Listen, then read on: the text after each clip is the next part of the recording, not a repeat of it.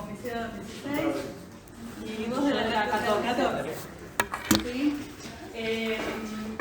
Mi especialidad es pediatría y oncología, así que de antimicrobianos no voy a estudiar tanto como ustedes van a tener que estudiar ahora, más o menos, para poder armar la presentación. Así que entre todos vamos a ir viendo qué sale. La idea es tratar de jerarquizar los aspectos más importantes de cada familia de antimicrobianos y ayudarlos a ustedes a poder memorizar algunas cosas o dónde enfocarse, ¿sí? No hay cosas demasiadas nuevas ni demasiados diferentes. Este es el temario. A mí me encantaría poder llegar a dar todo, que podamos conversar de todos los grupos. Vamos a hacer lo posible, ¿sí? Entonces, el primer grupo son los antimicrobianos que van a interferir con la síntesis de proteínas. Los aminoglucósidos, macrólidos, clindamicina, cloranfenicol y tetraciclina. Todos estos grupos comparten el mecanismo de acción, que es la inhibición de la síntesis de proteínas. ¿Sí? Bien. El segundo grupo, antimicrobianos que inhiben la síntesis de ADN, quinolonas y metronidazol. Antimicrobianos que interfieren con la vía de síntesis del folato. Solamente vamos a ver a la trimetroprima y al sulfametoxazol, que son dos antimicrobianos diferentes que se unen en una presentación para dar origen a esta unidad que se llama trimetroprima sulfametoxazol o cotrimoxazol, ¿sí? Pero son dos antimicrobianos diferentes. Antimicrobianos con indicación específica en infecciones del tracto urinario, nitrofurantoína y fosfomicina están juntas porque comparten esa indicación, solamente se utilizan para el tratamiento y prevención de infecciones urinarias, no tienen el mismo mecanismo de acción, ¿sí? Pero los puse juntas porque no sabía dónde ponerlos. Y por último, si hacemos tiempo, vamos a ver a la polimixina o colistin, que también se llama, que es un antimicrobiano que actúa a nivel de la pared bacteriana. Así nos vamos a organizar.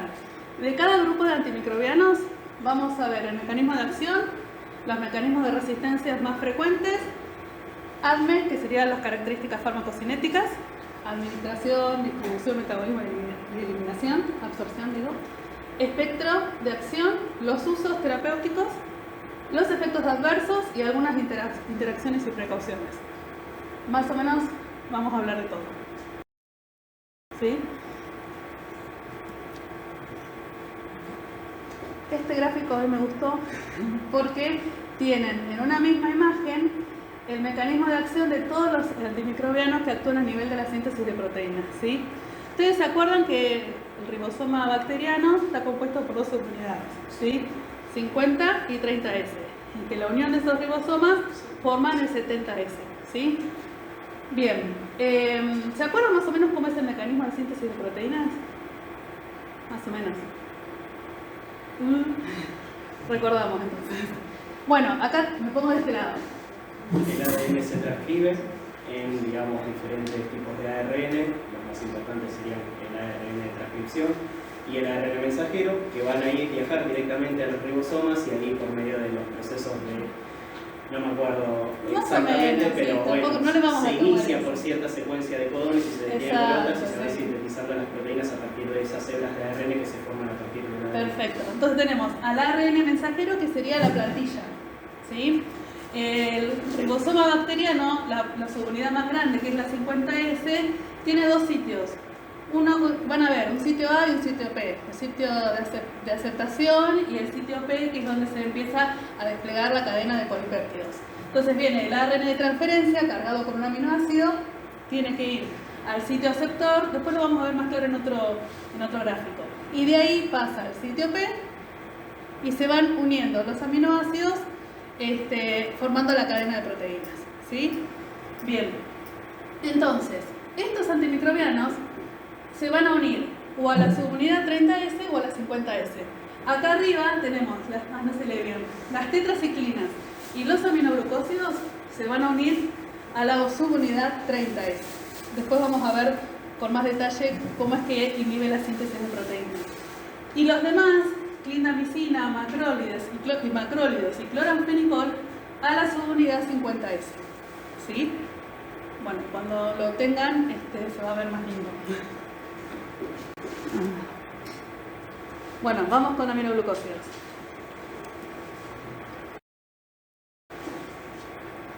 Estos son los aminoglucósidos. Cuando empiezan a estudiar los antimicrobianos, ya se empiezan a memorizar los nombres, porque después se hacen un matete, una mezcla, no saben cuál es cuál, ¿sí? Y nos interesa saber que sepan cuál es el aminoglucósido, cuál es el macrólido, cuál es la fluoroquinolona, ¿sí? Bien. Gentamicina, tobramicina, streptomicina, amikacina, neomicina y paromicina. Quizás a algunos les suena. No sé, ¿les suena a alguno? Gentamicina. ¿Por qué? Porque se usa en la sepsis neonatal, junto con la AMPI. Bien, ¿y la tobramicina? Para inocular. Bien. Bueno, ¿ven? Ahí se acuerdan dos. Cuando les preguntemos, ¿te acordás de algún aminoglucósido? Se van a acordar de Julián y de la compañera. Bien. Entonces, características en común. Es Julián tu nombre, ¿no? Sí. No sé por qué te recuerdo, mira. Características en general del grupo aminoglucósidos. Son compuestos que derivan, algunos compuestos derivan de estas bacterias, Streptomyces, que es una bacteria gram positiva. Son antimicrobianos que ejercen una función bactericida. Van a tener cobertura, sobre todo para gram negativas aerobias y algunos gram positivos. Después lo vamos a ver con más detalle. Y todo el grupo comparte este efecto adverso: nefrotoxicidad y ototoxicidad. Y no quiero que se lo olviden. ¿Sí? Bien.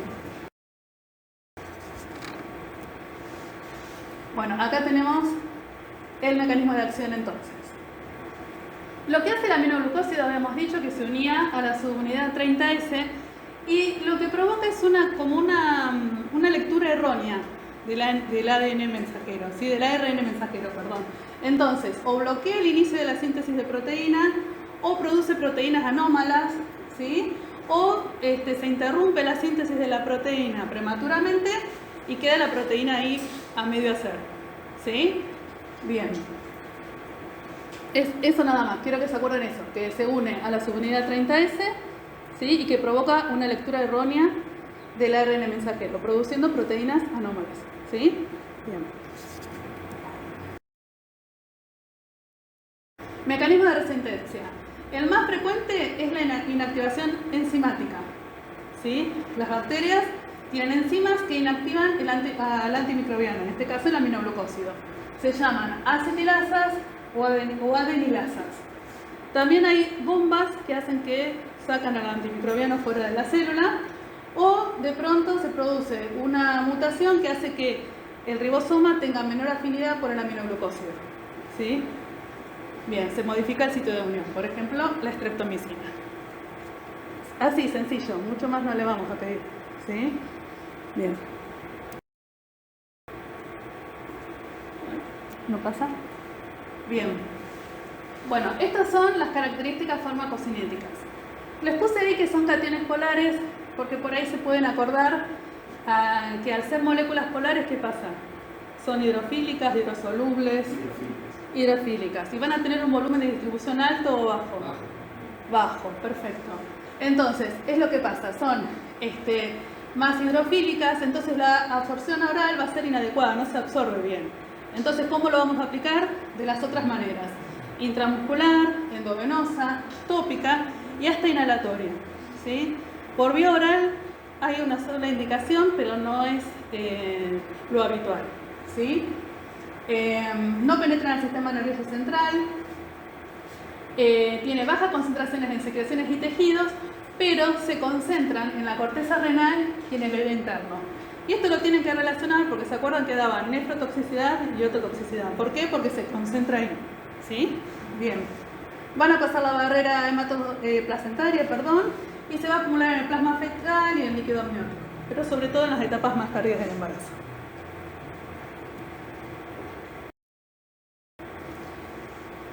Todos se eliminan por vía renal, por filtrado glomerular y tienen metabolismo mínimo, ¿sí? La vida media es de 2 a 3 horas, pero en pacientes que tienen una función renal normal, Es más impredecible en chicos chiquitos, o sea, en neonatos en realidad, o en ancianos, donde el metabolismo, o sea, la excreción renal y la función renal es más variable. Pero más o menos entre 2 a 3 horas es la vida media. Ahí le puse una flechita que acuérdense que hay que ajustar la dosis o los intervalos de administración cuando estamos frente a una insuficiencia renal, ¿sí? Bien, este es el ejemplo, los aminoglucósidos, el ejemplo que hemos hablado todos estos prácticos, de cuya eficacia depende de la concentración. ¿Se acuerdan cómo era? ¿Alguien se acuerda como para explicarlo? La concentración dependiente. Eso es concentración dependiente, sí. Era como no sé cuál es. Que la concentración mínima. ¿Cuántas veces 10 por arriba? veces. 10 veces. O sea que en realidad la eficacia depende de cuánto, de qué concentración alcanza en plasma inicialmente, ¿sí? De una concentración alta, por lo menos 10 veces superior a la concentración inhibitoria mínima. Y después, la otra característica es que tiene un efecto posantibiótico. Nosotros decíamos que la vida media era de 3 horas, pero el efecto puede durar hasta 7 horas. ¿Sí? El por qué, bueno, no sé, hay varias teorías, el otro día lo explicaba Manuel. Una de las teorías es que puede ser que entra dentro de la célula y que sigue actuando a ese nivel, ¿sí? A pesar de que las concentraciones en plasma estén por debajo de la concentración inhibitoria mínima, ¿sí? Bueno, y acá, en verde, está el umbral de toxicidad, ¿sí? En rojo es una dosis única, ¿no? Que lleva a una concentración plasmática alta, ¿sí? Y en violeta son dosis múltiples, ¿sí? ¿Qué quiere decir esto? O sea, ¿qué nos quiere mostrar? Fíjense que cuando damos dosis múltiples, o sea, no sé, 3 dosis al día, por ejemplo, el umbral de toxicidad, van a llegar al umbral de toxicidad varias veces, cada vez que aplico la dosis, ¿sí? Sin embargo, cuando doy una sola dosis, está más tiempo por debajo del umbral de toxicidad, ¿sí? Entonces, ¿esto por qué es importante? Porque en teoría, si yo doy una sola dosis, que es igualmente efectiva porque llega a una concentración plasmática elevada, pero después tiene un efecto posantibiótico, tendría menos toxicidad renal, ¿sí? Porque doy una dosis alta, pero baja por debajo del umbral de toxicidad. Hablo de renal o ototoxicidad, puede ser también. Pero si doy varias veces, estoy mucho tiempo o varias veces por arriba del umbral de toxicidad, ¿sí? En este otro dibujito, ven, esto es corteza renal, concentración en la corteza renal. Y esto, lo verde, las curvas verdes son las dosis únicas, ¿sí? Que llegan a altas concentraciones y bajan. Y las rojas son múltiples dosis. Y acá está graficado que cuando damos dosis más espaciadas, la concentración a nivel del riñón es menor, ¿sí? Y si damos múltiples dosis, se concentra más en riñón, ¿sí? ¿Se entiende? Bueno. ¿Se acuerdan qué ejemplo tenemos de los antimicrobianos que son tiempo dependientes? Beta-lactámicos, vancomicina. Bien. Bueno, concentración dependiente, el ejemplo típico es el aminoglucósido. Hay otro, el metronidazol también tiene esta misma característica farmacocinética. ¿Sí? Bueno, se lo acuerdo también. Bien. Esto son 2 artículos que en realidad quieren tratar, o sea, a ver, para que me ordenen lo que les quiero decir. Todo esto que estuvimos viendo, los beneficios de dar una sola dosis, el efecto postantibiótico, que tiene menos toxicidad, se demostró en estudios en laboratorio, ¿sí? Estudios in vitro. Pero después, cuando vieron esos beneficios, esos posibles beneficios, se quisieron hacer estudios, o no se quisieron hacer, se hicieron estudios para ver si ese mismo beneficio se demuestra en la práctica clínica. Porque una cosa es hacerlo en el laboratorio, otra cosa es ver si realmente hay beneficio, ¿sí? Entonces, ahí les puse chiquitito, que en este estudio, por ejemplo, se vio si los efectos adversos con aminoglucósidos sobre el riñón y sobre la vía auditiva eran menor si se daba en una sola dosis, ¿sí? En pacientes que tenían fibrosis quística. Y ese beneficio sí se comprobó. Pero en el otro artículo, es un estudio que se hizo con gentamicina, que se daba 2 veces por día en endocarditis infecciosas, no se comprobó ese beneficio. Así que los estudios no son concluyentes. Entonces, ¿qué pasa? Las guías nacionales e internacionales van a tener diferentes recomendaciones, ¿sí? Así que no siempre van a ver que las guías van a recomendar el uso de única dosis de aminoglucósido, ¿sí? Bueno. Pero una consulta. Sí. Ante las dos posibilidades de dosis múltiple o una dosis al día, ¿la dosis diaria es la misma? Por ejemplo, digo,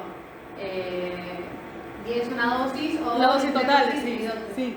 Claro, la dosis diaria total es la misma, lo que pasa, lo que cambia es el intervalo. Exacto, sí, es el intervalo. O sea, nosotros lograríamos ese efecto inicial de esa concentración inicial alta con una dosis que sería igual de eficaz que las múltiples dosis, pero claro, pero el beneficio sería que no sería tan tóxico. Claro, ¿sí? Acá es más que nada la seguridad, no tanto la eficacia. Exacto, claro, la eficacia, ellos lo que se quieren comprobar en los estudios es que la eficacia es la misma, sea una o sea varias dosis, y que la toxicidad es menor, ¿sí?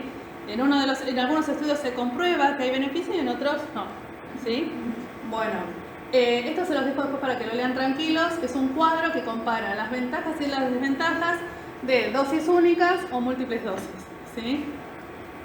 No sé, o sea, una de las ventajas de dar una sola dosis, que al tener concentraciones muy altas, rápidamente ejerce una actividad bactericida, ¿sí? Tiene como un mecanismo de acción más rápido y más efectivo. Lo otro es que tendría cierta protección contra la generación de resistencia. Pero en pacientes que no tienen buena función renal, no se puede dar, ¿sí?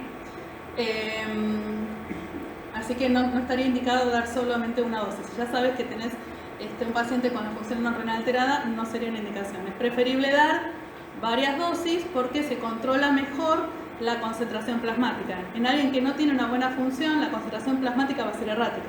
No la vamos a poder predecir, ¿sí? Pero si le das varias, ¿no le produce toxicidad? Lo que pasa en esto el beneficio de darle varias dosis, que por ahí podés predecir un poco mejor qué concentración plasmática vas a tener. Pero bueno, sí, igual va a haber que hacer un ajuste seguramente, ¿sí?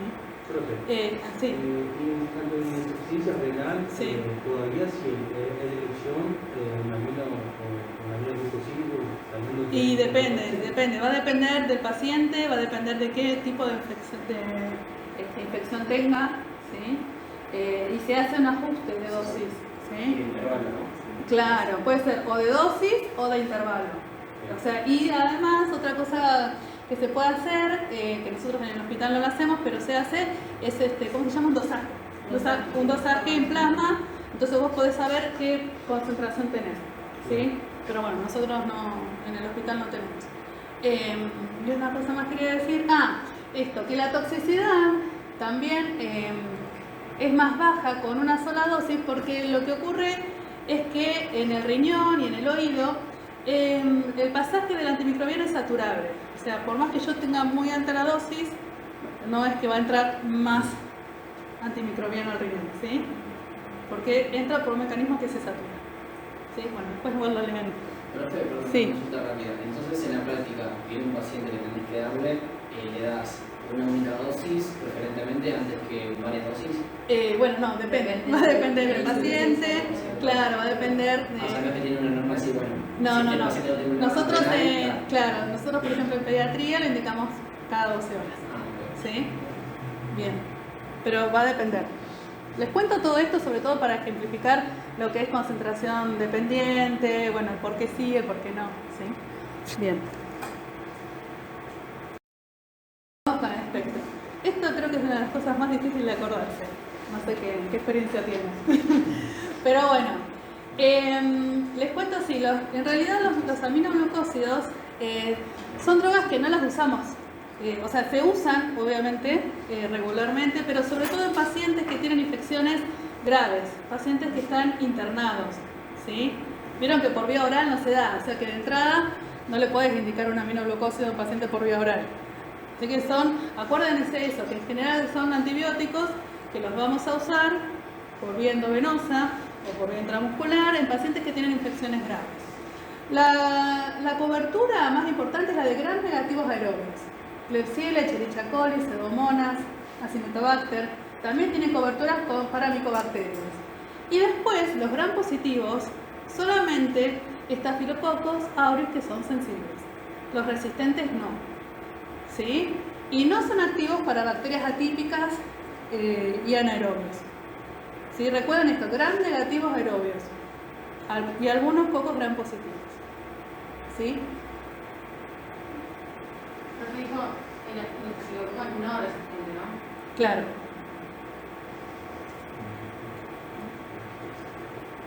Bueno, después esto se los cuento con las particularidades.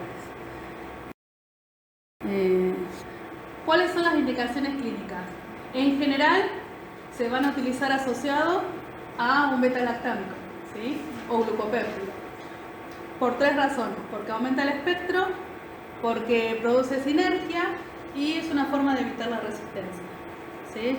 Si ustedes leen las indicaciones, es un poco lo que yo les cuento, que son pacientes que están internados, que tienen infecciones graves. Neumonía intrahospitalaria asociado a ventilación mecánica, meningitis por gérmenes multiresistentes, endocarditis en pacientes con fibrosis quísticas, infecciones intraabdominales. Después está tularemia y peste, bueno, no las vemos nosotros muy frecuentemente. También infecciones por micobacteria, aplicaciones tópicas, como nombraron el ejemplo de las gotas oftálmicas, la tobramicina, infecciones del tracto urinario y neutropenia febril. Neutropenia febril la subrayé porque es lo que indico, lo que veo yo todo el tiempo por mi especialidad, ¿sí? Pero el tratamiento para un neutropénico febril, o sea que tiene sus defensas comprometidas, es empírico y se inicia con doble terapia, ¿sí? Un aminoglucósido más un beta-lactámico, generalmente la amicacina. ¿Por qué la amicacina? Porque es la que tiene más cobertura contra Pseudomonas, que es un germen, ¿se acuerdan que Manu dijo? Les contó que es un germen que generalmente está en los hospitales, ¿sí?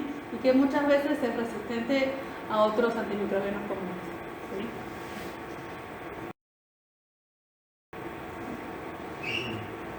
Bien. Estos son los efectos adversos que quieren que se acuerden. Ototoxicidad, que es irreversible. Nefrotoxicidad, que sí es reversible. La gentamicina es de todas las más nefrotóxicas. El bloqueo neuromuscular y otros como unas reacciones de hipersensibilidad con ras cutáneo. Pero ototoxicidad y nefrotoxicidad no se la olviden. Bueno, igual creo que no se la van a olvidar con todo lo que hablamos. Bueno, ahora vamos de a poco con cada una. La gentamicina es la que por ahí se utiliza más porque es la más barata, porque tiene un espectro de acción amplio, pero contra gram negativos que son los menos resistentes, ¿sí? Y se da por todas las vías, endovenosa, intramuscular, inhalatoria, tópica, oftálmica. Esa es la dosis, pero no se la tienen que acordar. La streptomicina lo que tiene de particular es que es activa contra el Mycobacterium tuberculosis. Se puede dar por vía intramuscular, es lo que por ahí lo llamativo, ¿no? Lo diferente con respecto a los otros. Y la amicacina, con esta droga con la que yo estoy más familiarizada, es la que utilizamos para infecciones graves que van a cubrir bacilos gram negativos nosocomiales. Activa contra Serratia, Proteus, Pseudomonas aeruginosa, Klebsiella, ¿sí? Bien.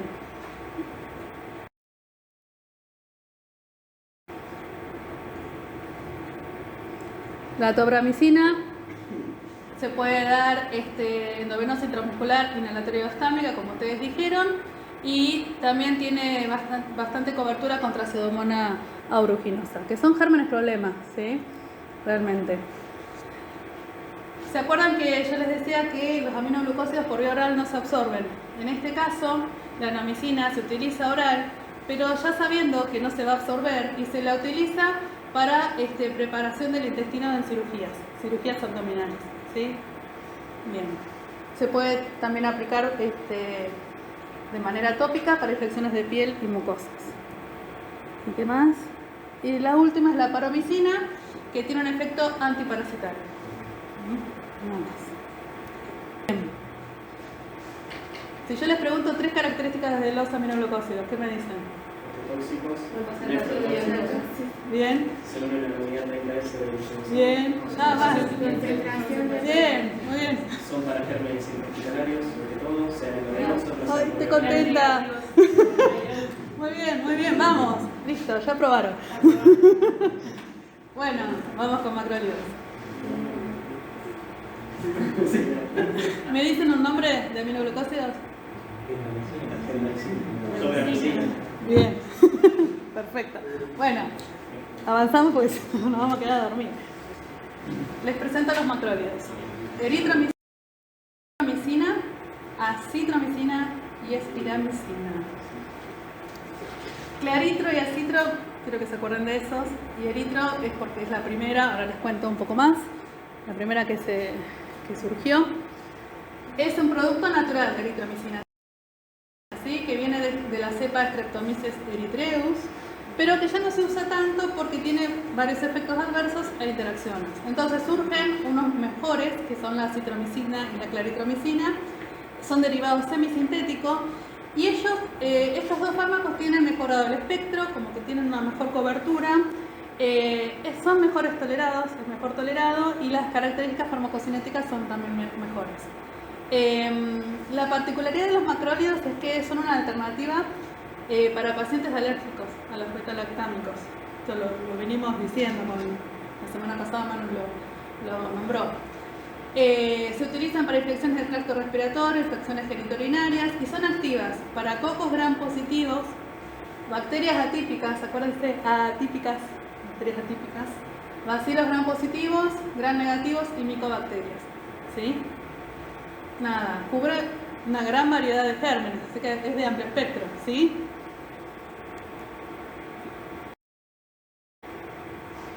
El mecanismo de acción, seguimos en el grupo de antimicrobianos que inhiben la síntesis de proteína, es bacteriostático, se va a unir a la subunidad 50S y lo que hace es inhibir la translocación. Acá, ¿se acuerdan que yo les decía que tiene que pasar del sitio A al sitio P? Y después libera la cadena de polipéptidos. Bueno, se une acá y este paso no se puede hacer, ¿sí? Así que ahí queda bloqueada la síntesis de proteína. Bien, el mecanismo de resistencia más importante es la alteración del sitio de acción, es el más frecuente. ¿Cómo se altera el sitio de acción? A través de mutaciones cromosómicas. Entonces alteran a la proteína y pierde selectividad. Esto se produce mucho en el Helicobacter pylori, sí está bajo un tratamiento en monoterapia con macrólidos. Por eso, no sé si saben, pero bueno, el Helicobacter pylori tiene un tratamiento combinado, ¿sí? Nunca en monoterapia. ¿Por qué? Porque genera resistencia. ¿Sí? Bien. Y las metilasas, que son enzimas que pueden ser constitutivas o inducibles. ¿Sí? Inducible es que hay algo que hace que en ese genero resistencia. Constitutiva ya la tengo, resistencia de antes. ¿Sí? Bien. Entonces metilan el sitio de acción y lo importante es que hay resistencia cruzada entre clindamicina y con todos los demás macrólidos. ¿Sí? Si ustedes de pronto en un antibiograma ven que es resistente a acitro, seguramente va a ser resistente a otros macrólidos, ese germen, y podría llegar a tener también una resistencia a la clindamicina. ¿Sí? Bien. El otro mecanismo de resistencia es el bombeo activo del fármaco hacia afuera y la hidrólisis por esterases. Pero bueno, me interesa que se acuerden esto de las mutaciones cromosómicas que alteran la proteína ribosómica y de las metilasas. ¿Sí?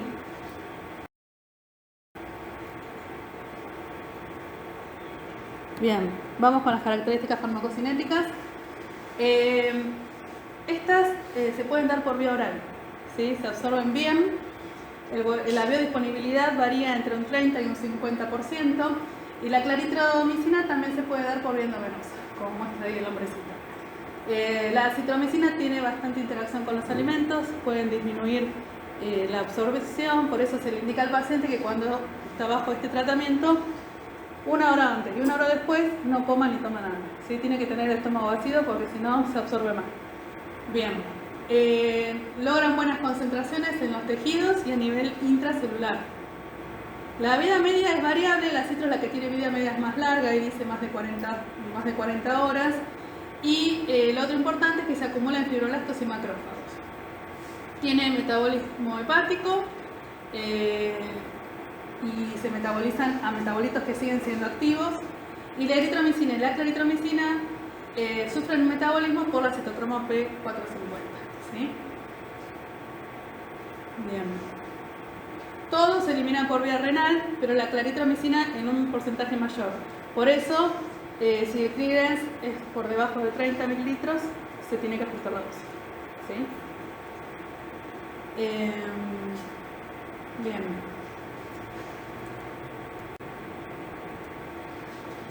Bueno, todos los fármacos que tienen metabolismo hepático y a través de las citocromos tienen interacciones con otros fármacos que también son metabolizados, ¿sí? Por el hígado. Entonces, la eritro y la claritromicina inhiben a la citocromo, la citromicina no, y entonces va a pasar esto, que van a aumentar las concentraciones en plasma de toda esta lista de fármacos: atorvastatina, ciclosporina, teofilina, warfarina, ¿sí? La otra interacción importante es con los antiarrítmicos, porque uno de los efectos adversos de los macrólidos es que prolongan el QT. Entonces hay que tener cuidado cuando se lo administra con antiarrítmicos, ¿sí?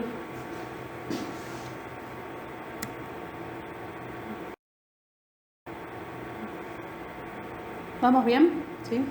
Bueno, espectro, un montón. En amarillito está lo que quiero que se acuerden: bacterias atípicas, ¿sí? Micoplasma, Rickettsia, todas las atípicas. Después, sí. Gram negativos, Moraxella catarralis, bacilos gram negativos, Helicobacter pylori, esto también quiero que se lo acuerden, me olvidé de marcarlo. Helicobacter pylori, Mycobacterium avium, Treponema pallidum, bacilos gram positivos, Clostridium perfringens, Corynebacterium listeria, Coccus gram positivos, Streptoneumoniae, Streptopiógenes. Y los estáfilos, pero que son sensibles, resistentes no, MTR no, ¿sí? Bien, esto es activo y esto es la punta, es lo que no es activo, ¿sí? Entonces, estáfilos, MTR, bacilos gram negativos entéricos, anaerobios, no son activos para anaerobios, ¿sí? Entonces, bacterias atípicas, bacilos gram negativos, Coccus gram positivos, Helicobacter pylori, Mycobacterium, Treponema. ¿Sí? Bien. Acá les puse algunas características particulares relacionadas al espectro. Entonces, dijimos que Coccus gram positivos cubren, o sea que el Streptopiógenes es un germen sensible, ¿sí? Sobre todo a eritromicina y a claritromicina. Pero en los últimos años se vio que la resistencia está en aumento del Streptopiógenos a todos los macrólidos, ¿sí? Así que no es de primera línea, no sería el fármaco que vamos a utilizar en primera línea si pensamos que hay una infección por estrepto. Es una posibilidad, y acuérdense también que es una posibilidad porque si los utilizan pacientes. ¿Les resulta muy complicados? ¿No? ¿Está bien? ¿Va bien? Bueno, usos clínicos. Infecciones del tracto respiratorio son una alternativa cuando el paciente es alérgico a los beta-lactámicos y cuando sospechamos una neumonía atípica, ¿sí? Porque acuérdense que son activos para bacterias atípicas, contra bacterias atípicas, ¿sí? Sobre todo utilizamos la claritromicina. Acá les puse las dosis, pero no se las tienen que acordar, como para que lo tengan, pero no se las vamos a pedir, o por lo menos yo. Infecciones por clamidiófilas, legionela y micoplasma, también vamos a utilizar la claritro. Para difteria se puede utilizar eritromicina. Para infecciones por Bordetella pertussis también. Para Helicobacter pylori, claritromicina. Para micobacterias atípicas, claritro o acitro. ¿Sí? Y uretritis no gonocóxica, acitromicina. Bien.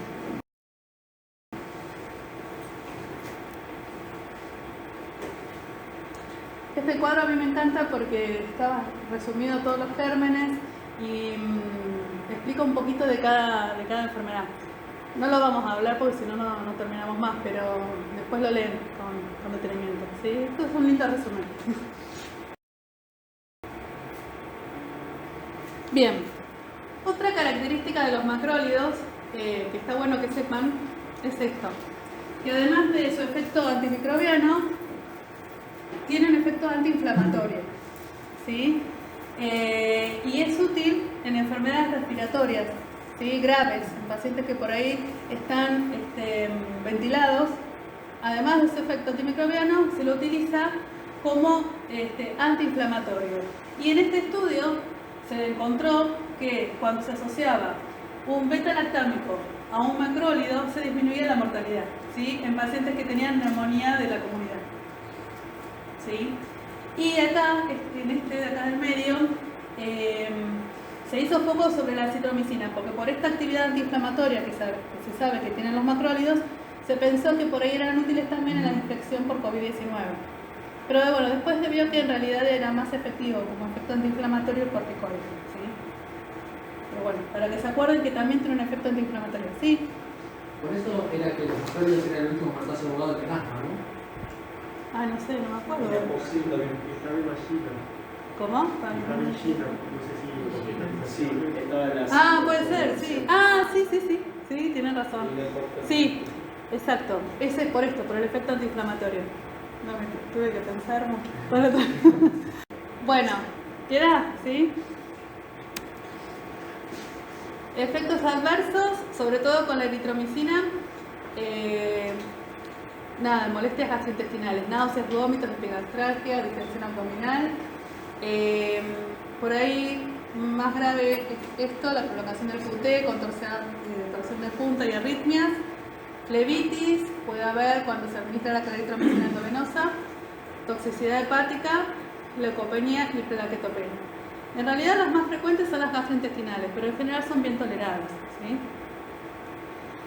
Acá les puse una contraindicación, la eritromicina en embarazadas porque aumenta el riesgo de hepatotoxicidad.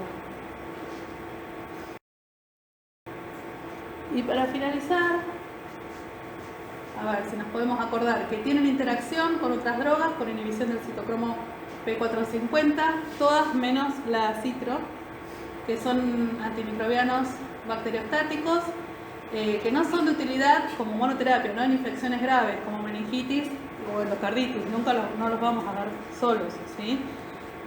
La claritromicina, combinados con inhibidores de la bomba y amoxicilina, está indicado en el tratamiento de Helicobacter pylori. Por su cobertura puede usarse en el tratamiento de neumonía de la comunidad. Y esto me parece importante, la eritro y la citro son drogas clase B, esto en relación a las embarazadas se puede no dar. Y la claritromicina es una droga tipo C, ¿sí? Porque se vio que tiene efectos teratogénicos en animales. No sé si saben cómo se clasifican las drogas. ¿Se acuerdan? La E de acuerdo a si son potencialmente tóxicas o teratogénicas para la ciencia. Perfecto, sí. Lo que no me acuerdo es si la A era más severo o la E es más severo. No, la A es que hay estudios clínicos bien realizados y en los que no se demostró que haya riesgo ni para el neonato, ¿sí? Ni para la embarazada. Y después empieza a ponerse peor, o sea que hay estudios o que se demostró que hay efectos adversos en animales y en humanos no, o que no hay estudios bien realizados, o que se demostró fehacientemente que hay teratogenicidad, por ejemplo. ¿Sí? Bien.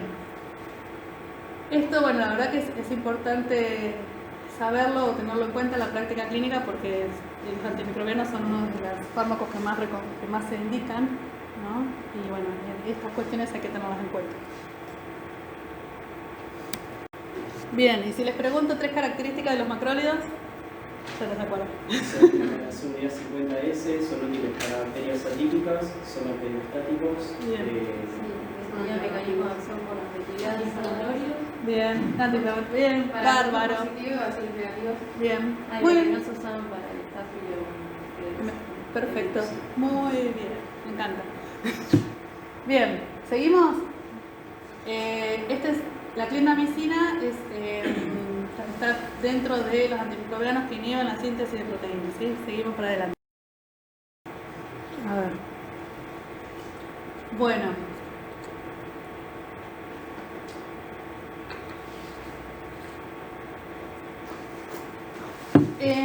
Como característica general, esto, que es bacteriostático, que tiene actividad contra gram positivos aerobios y anaerobios. ¿Sí? Vieron que los anteriores, ni los aminoglucósidos ni los macrólidos tenían coberturas contra anaerobios. La clindamicina sí. ¿Sí? Bien. Y también es eficaz para algunas infecciones parasitarias. Otra característica importante es que tiene un efecto antitoxina, las producidas por Streptococcus, Staphylococcus, Clostridium perfringens. ¿Sí? Bien. Ahora lo seguimos charlando. Bueno, acá les quiero contar que tanto la clindamicina, la eritromicina y el cloranfenicol actúan en lugares, en el ribosoma, en la subunidad 50S, pero en lugares muy cercanos. ¿Sí? Bien. Dentro del ribosoma, en lugarcitos ahí todos juntos. Y lo que hace la clindamicina es esto: impide la elongación de la cadena del ARN al interferir con la reacción de transpeptidación. Lo mismo, no deja pasar al ARN de transferencia con el aminoácido del sector A al P. ¿Sí? Bien. Otra vez, quiero que recuerden esto, que inhibe la producción de toxinas estafilocóccicas, estreptocóccicas, en shock tóxicos y en gangrena gaseosa por Clostridium perfringens. Es muy importante, ¿sí? Esta particularidad. Sí, estamos bien. Mecanismo de resistencia, acuérdense de la resistencia cruzada con macrólidos. Se produce por las metilasas, ¿sí? Que es una enzima que metila el ribosoma. Bien. La mutación del ARN ribosómico, alteración de proteínas ribosómicas e inactivación enzimática. Pero acuérdense de la de arriba, ¿sí? Metilación ribosómica.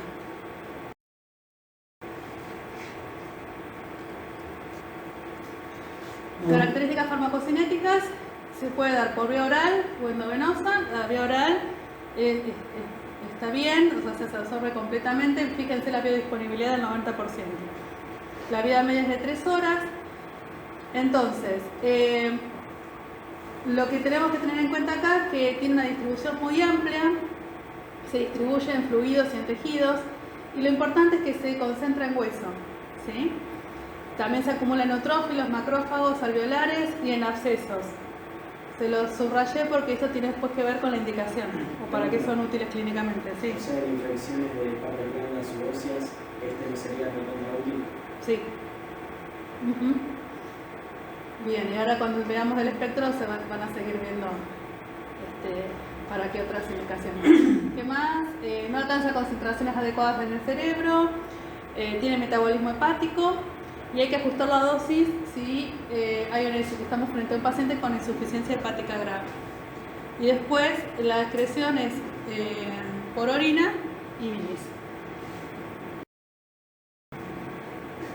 Bueno, esto no sé si explicárselos, pero porque es bastante, no sé si les aporta, pero bueno, vieron que trato de explicárselos a ver qué opinan.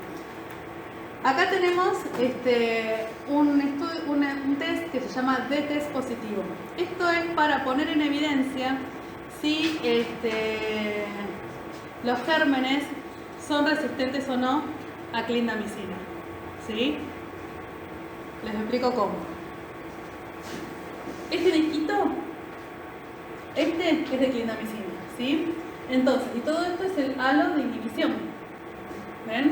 Ahora, habitualmente lo que ocurre es que esto es bien redondito, ¿sí? Entonces, si vos ves esto todo bien redondito y todo esto, no hay bacterias creciendo ahí, decís que la clindamicina es, o sea, que el germen es sensible a la clindamicina, ¿sí? Entonces vos decís, bárbaro, es sensible, se lo doy. Pero resulta que no anda bien el paciente. Entonces, ¿qué pasa? Digo, ¿qué pasó ahí? ¿Por qué si me dice el antibiograma que es sensible, no anda? Entonces, se generó este test que se llama D-test. Entonces, ¿qué hace? ¿Qué hacemos? Le ponemos al lado, cerquita, un disco con eritromicina, ¿sí?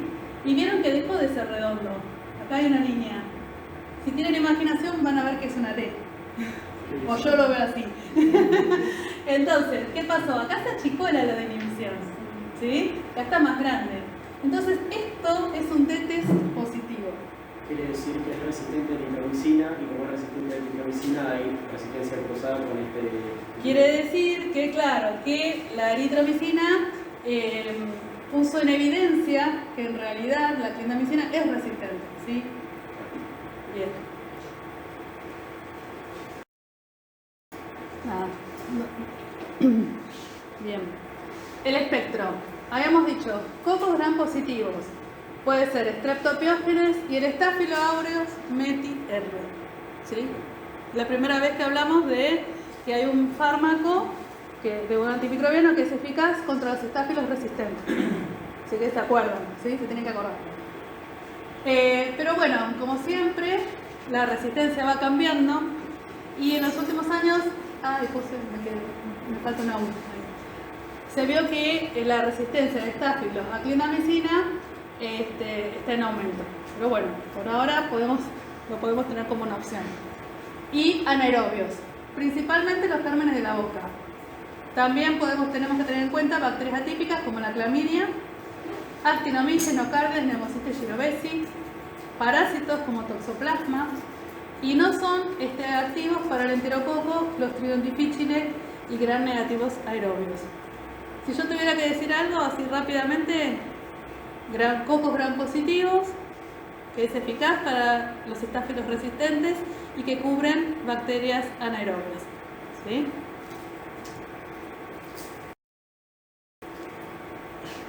Bueno, esto está desactualizado porque hasta el 2018 ya hay, todos los años hay actualizaciones de cómo es la resistencia, esto es acá en Argentina, en este caso del estafilococo a los diferentes fármacos. La clindamicina, ¿dónde está? Es el rojo. Acá. De 2010 a 2018, en realidad está por acá, termina en un 12,3%. Cuando llega a 20% se considera que son resistentes. O sea, uno no debería indicar un fármaco, un antimicrobiano, cuya resistencia local de un germen es del 20%, ¿sí? Pero bueno, está ahí. Es para que vean cómo va cambiando la resistencia a lo largo de los años.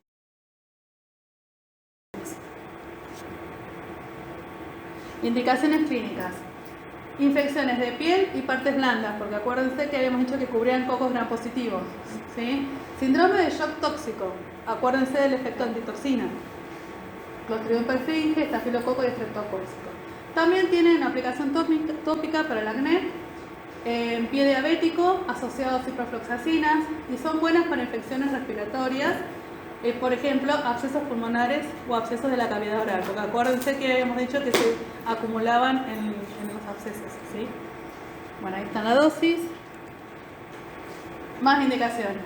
Infecciones por estafilococos, meticilina resistentes, en combinación con primaquina o pentamidina para, de segunda línea, en realidad para neumonía por Pneumocystis jirovecii, también para toxoplasmosis y para vaginosis bacteriana es una alternativa al metronidazol, porque ya les adelanto que el metronidazol también es efectivo para bacterias anaerobias. ¿Sí?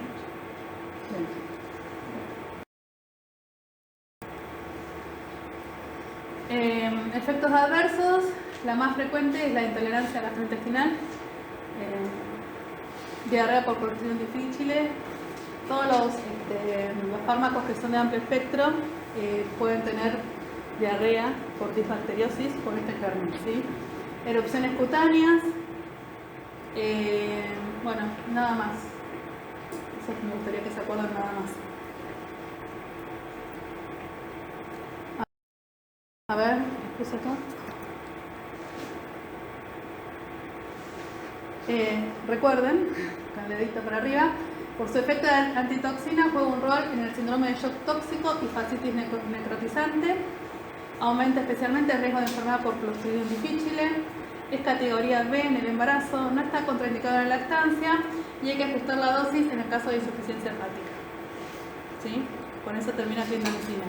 ¿Qué cobertura tiene? Pocos gram positivos. Y anaerobios. Bien. Para Algunos parásitos. Sí, Bien. y hongo, bueno, el neumocisto y girosis, que son... No sé si, bueno, sí, viste que no sabemos bien si es un hongo. Hoy en día taxonómicamente está... ¿Está como hongo? está Me como gusta una pensarlo micosis. como un hongo. Sí.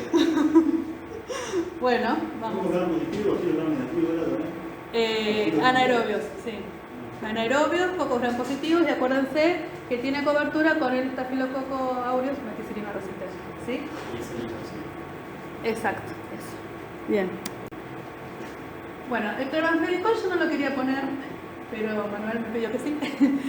¿Por qué no lo quería poner? Porque en realidad es un antimicrobiano que se dejó, no se usa. O sea, actualmente no se usa, sí se utilizaba tiempo atrás, porque tiene graves efectos adversos. Pero está dentro de la categoría de antimicrobianos que inhiben la síntesis de proteínas, es de amplio espectro, tiene efectos adversos graves, sobre todo displasias sanguíneas, y se lo reserva para el tratamiento de infecciones graves. Pero la verdad es que yo no sé, nunca lo usé. No sé vos, vale, si te han pedido cloranfenicol alguna vez. También actúa en la subunidad 50S, cerca del sitio de unión de macrólidos y clindamicina, de los que están todos acá, entre el sitio A y el sitio P. ¿Sí? Bien.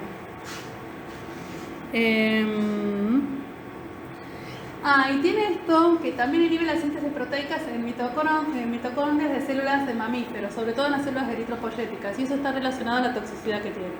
¿Sí? Bien. Puede ser bacteriostático o bactericida según los patógenos. Sobre todo tiene actividad contra microorganismos anaerobios, riquecias, enterococos, haemófilos, neisseria. Bueno, nada, la resistencia causada por un plásmido. No quiero que se acuerden mucho más. Estas son las reacciones adversas. Las displasias sanguíneas van desde anemia hasta aplasia medular, reacciones de hipersensibilidad, síndrome del lactante gris. No sé si alguna vez escucharon hablar. ¿Sí? ¿No? ¿Vos qué decís que sí? ¿Te acordás que es? El NSD, ¿Cómo? el NSD escuchamos. ¿Y te acordás que ¿Puede ser algo relacionado con muerte súbita? no sé si está relacionado a la muerte súbita? En realidad, lo que ocurre es que los neonatos tienen como una inmadurez hepática para el metabolismo del cloranfenicol. Entonces, aumentan las concentraciones en plasma y se llama lactante gris porque tiene cianosis, tiene como un color medio grisáceo, es una enfermedad grave, ¿sí? Y con alta mortalidad. Así que bueno, por esta razón es que ya no lo utilizamos. Pregunta, Sí. si nosotros vemos síndrome de lactante gris, ¿podemos decir con mucha seguridad que es cloranfenicol? Sí, sí. Exactamente. Bueno, voy a tomar un poquito de agua. ¿Qué hora es? 7:30. Sí. Si quieren hacemos tetraciclinas y paramos. ¿O quieren parar ahora? ¿Están bien? Bueno.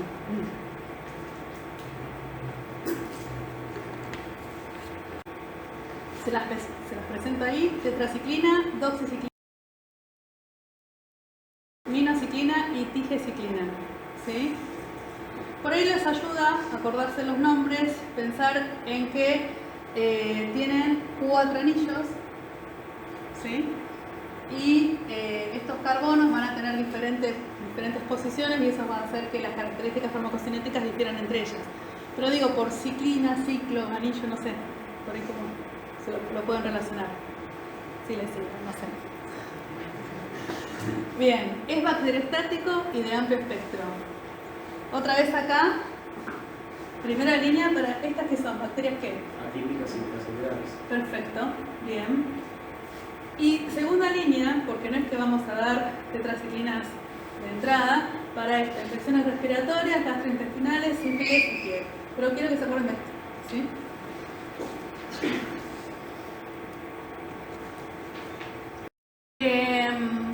Como en las cefalosporinas las tenemos de primera, de segunda y de tercera generación. La más primera es la tetraciclina, que es un derivado natural de esta bacteria, la Streptomyces. De segunda generación, minociclina, doxiciclina, que son derivados sintéticos del anterior. Y de tercera generación, la tigeciclina, que es un derivado semisintético de un derivado. ¿Sí? Derivado de un derivado. De la minociclina.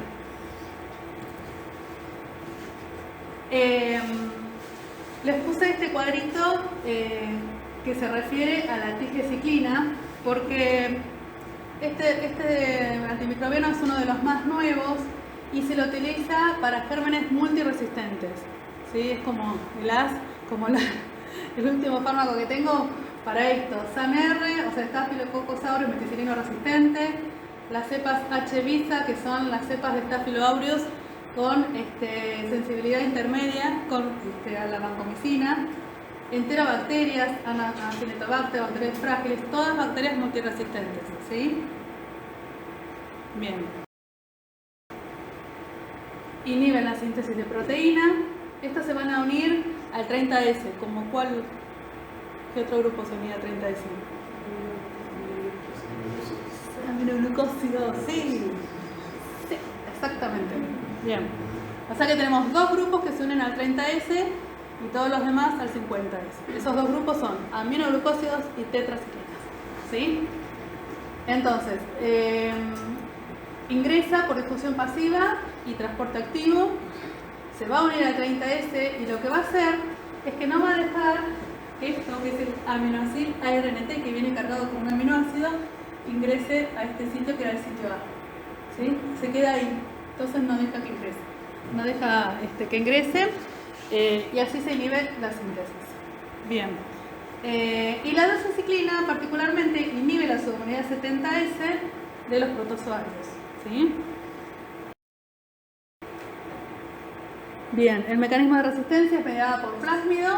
La más importante es que disminuye la acumulación del antimicrobiano o porque se hace menos,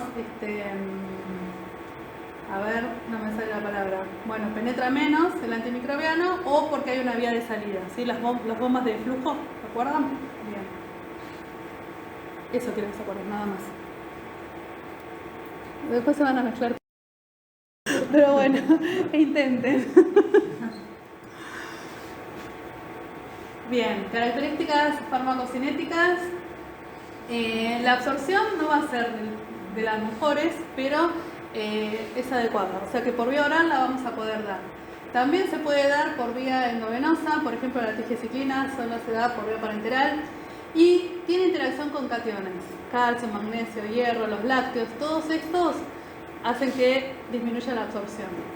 Se van a distribuir también bastante y se va a acumular acá en hígado, riñón, hueso y dentina.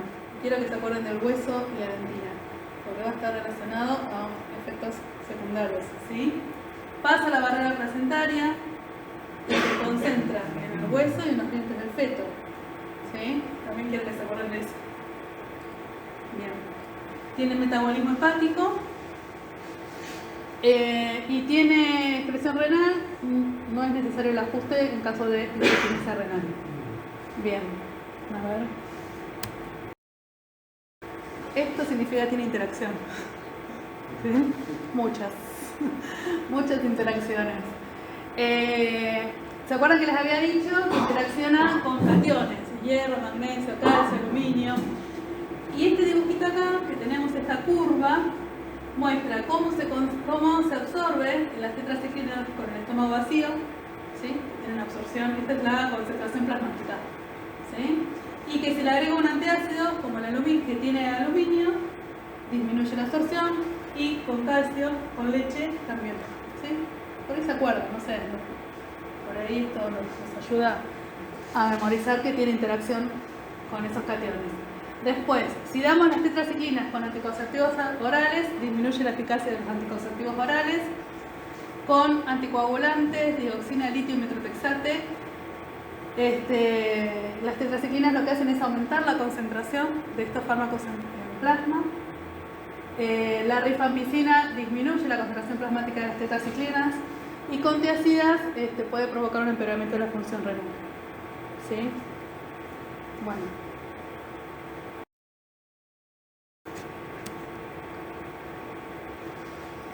El espectro. No sé si se dieron cuenta, yo no se los expliqué, pero esta pirámide que está con base superior significa de más a menor actividad. Ah, bueno. Era algo que tenía que decir al principio, no lo dije. Pero bueno, como ustedes son muy inteligentes, se dieron cuenta. Entonces, atípicas. ¿Sí? Las tetraciclinas tienen cobertura contra bacterias atípicas. Rickettsias, espiroquetas, como la Borrelia burgdorferi, que es difícil de decir, Helicobacter pylori, Plasmodium, Staphylococos, incluyendo SAM-R, Streptococcus pneumoniae. Anaerobios, una sensibilidad intermedia, no es que cubren todos los anaerobios, ¿sí? Y no tiene actividad contra Pseudomonas aeruginosa, la tribu Proteae, que son todas estas, Proteus, Providencia, Macanela, que son resistentes.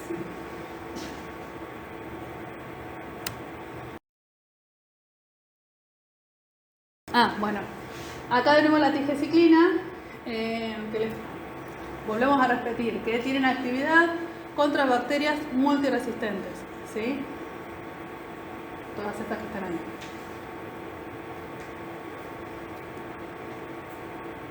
Bien, estas son las indicaciones. Infecciones por uretritis no gonocóxicas, sífilis primaria y secundaria en pacientes alérgicos a la penicilina, infecciones por clamidiófilas, ¿sí? Que va desde una neumonía típica o desde una enfermedad inflamatoria pélvica, infecciones por Bartonella, que es la que da la enfermedad por arañazo de gato, ¿se acuerdan? Osteomelitis por SAM-R,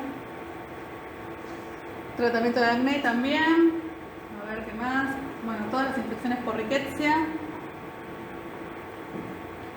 Bien. Entonces, quiero que recuerden, primera línea, infecciones por microorganismos atípicos. ¿Cuáles son los atípicos? Rickettsia, micoplasmas y chlamydias.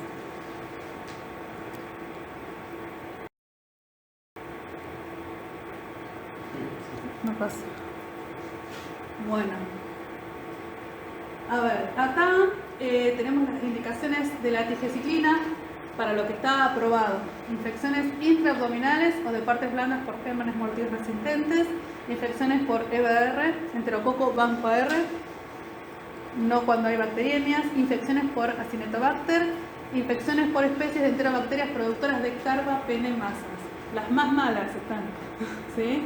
Y sin embargo la tigeciclina es activa contra estos gérmenes.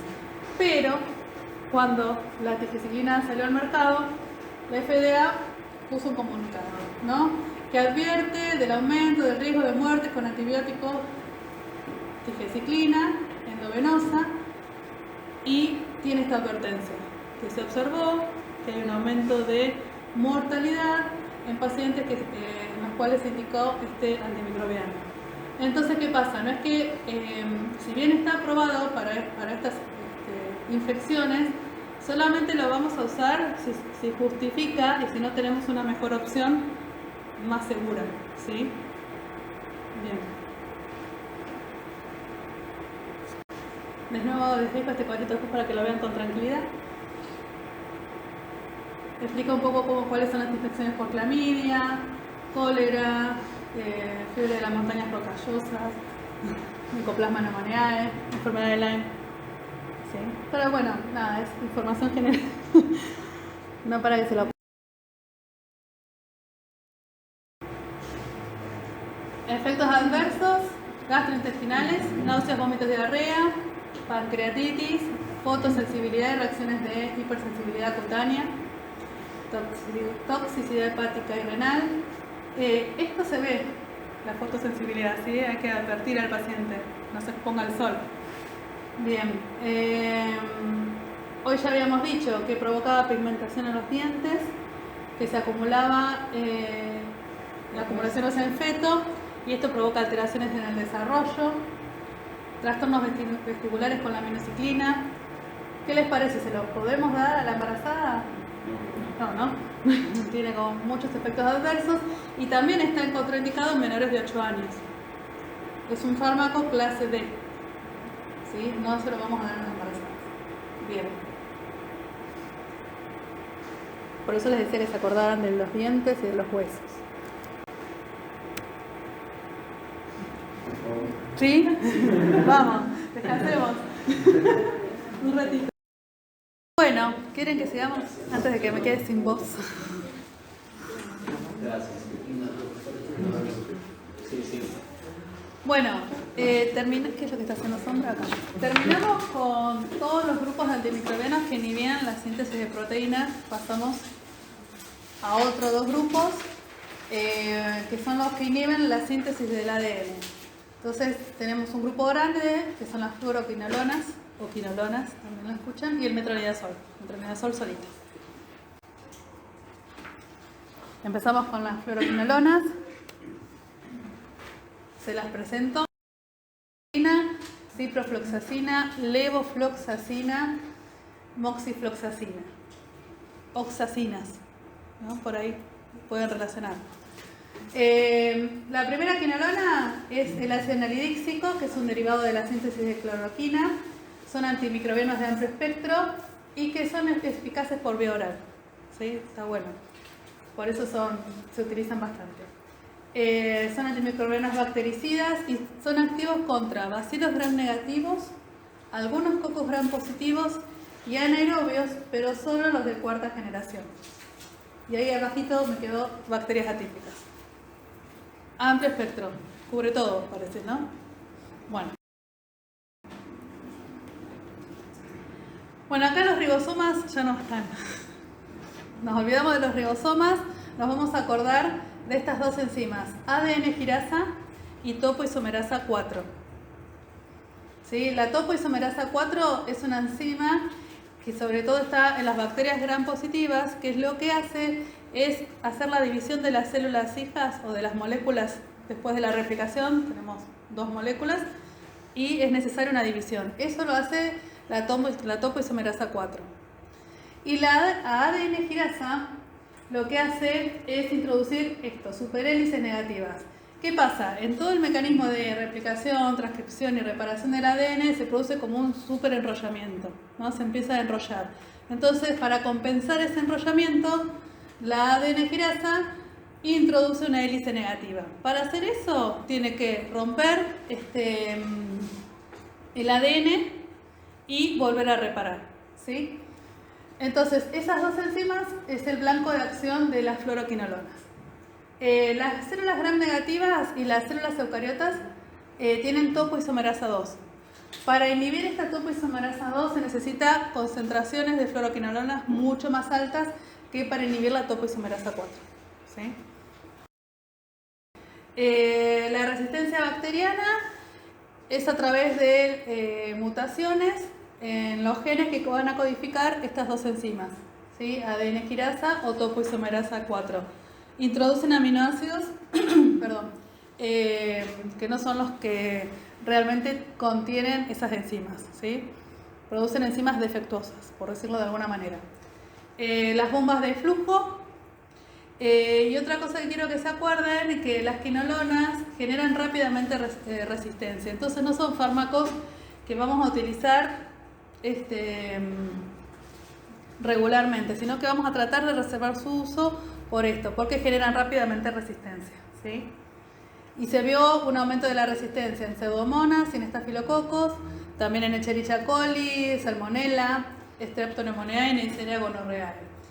Así que se prefiere reservar. También las vamos a clasificar en generaciones de la primera a la cuarta y algo similar a las cefalosporinas, según las generaciones, tienen cobertura diferente, ¿sí? Entonces, la de primera generación es el ácido anhidríxico, que solamente es activo frente a gérmenes de la vía urinaria, ¿sí? Después, los de segunda generación, cipro, inorfloxacina y ofloxacina, se le agrega a los bacilos gram negativos y bacterias atípicas. Los de tercera generación, como la levofloxacina, bacilos gram negativos y cocos gram positivos. Y la moxifloxacina, la última, la de cuarta generación, es la que tiene cobertura más amplia, contra anaerobios, bacilos gram negativos y cocos gram positivos, ¿sí? Quiero que se acuerden esto, que penetran dentro de la célula y entonces eso va a hacer que sean útiles para el tratamiento de infecciones de microorganismos intracelulares. Las atípicas, ¿sí? Clamidia, micoplasma y legionela. Otra vez tenemos a las atípicas acá. Bueno, como características farmacocinéticas se pueden dar por vía oral. Y esto parecido a lo anterior, a las tetraciclinas, sí, se las damos juntos con aluminio o componentes que tengan magnesio, sucralfato o polivitamínicos, disminuye la absorción. Hay preparaciones también endovenosas y oftálmicas, por ejemplo para la ciprofloxacina, ¿sí? Tienen un volumen de distribución alto y se concentra en orina y en riñón, sobre todo la norfloxacina y la levofloxacina en pulmón. Esto por ahí se los puse porque pueden relacionar después las indicaciones de uso, ¿sí? Pero bueno, en líneas generales todas las fluoroquinolonas tienen un volumen de distribución amplio con alta distribución, ¿sí? Bien, pasan a la leche materna, el bebé puede estar expuesto a concentraciones altas de quinolonas. Bueno, hay metabolismo hepático para la cipro y la norfloxacina, pero en realidad es un metabolismo en un bajo porcentaje. Se eliminan por vía renal, así que hay que ajustar la dosis cuando el clearance baja por debajo de 50 mililitros minutos. Y en insuficiencia hepática está contraindicada la amoxiciclina. Bien, esto es para ilustrar, ¿sí?, cómo disminuye las concentraciones plasmáticas de la ciprofloxacina en este caso, cuando se la combinan con leche o yogur. Bueno, este espectro es solamente de la cipro, ¿sí? Hay algunas diferencias, por eso lo puse por separado. Entonces, ciprofloxacina activa contra bacilos gram negativos entéricos, almófilos y pseudomonas. También tienen la cobertura para bacterias atípicas, estafilococos y enterococos. No es activa contra los anaerobios. Acuérdense que los anaerobios estaban cubiertos por las quinolonas de cuarta generación, ¿sí? Las últimas. Bien.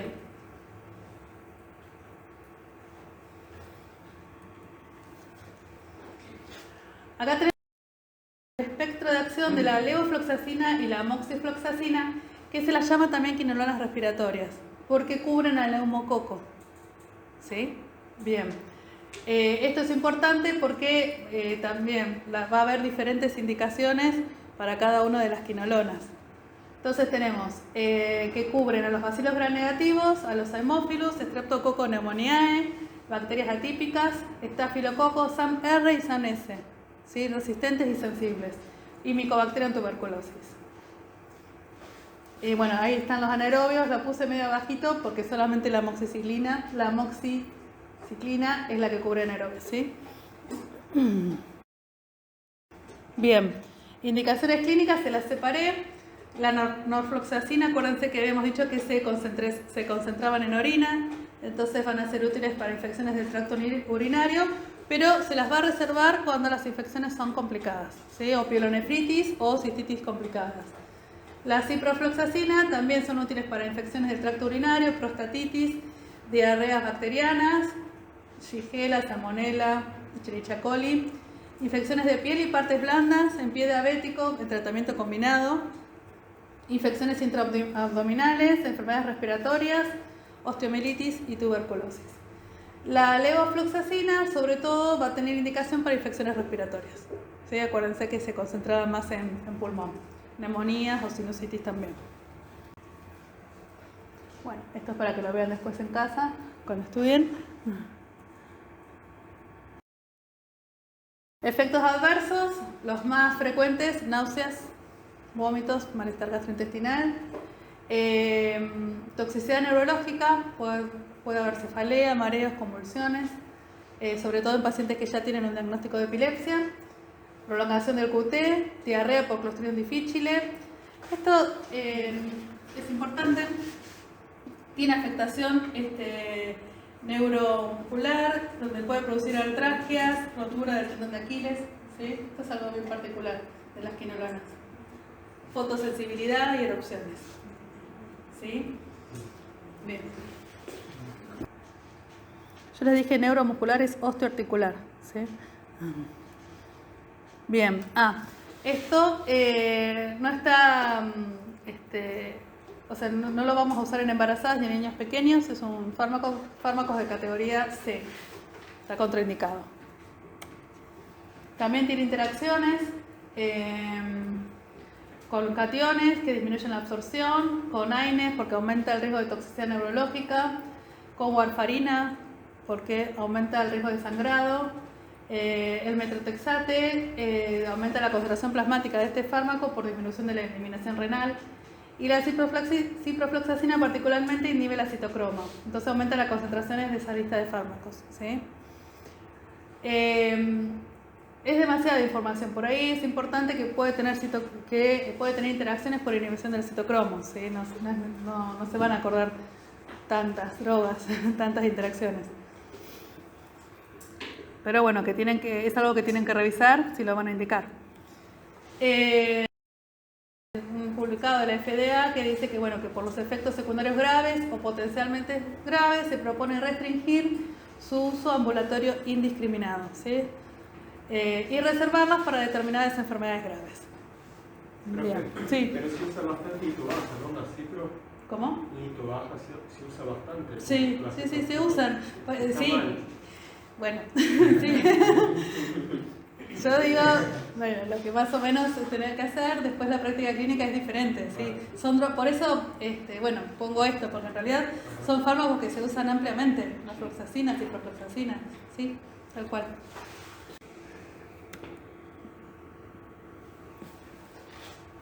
Bueno, vamos con el otro antimicrobiano que inhibía la síntesis de ADN, metronidazol.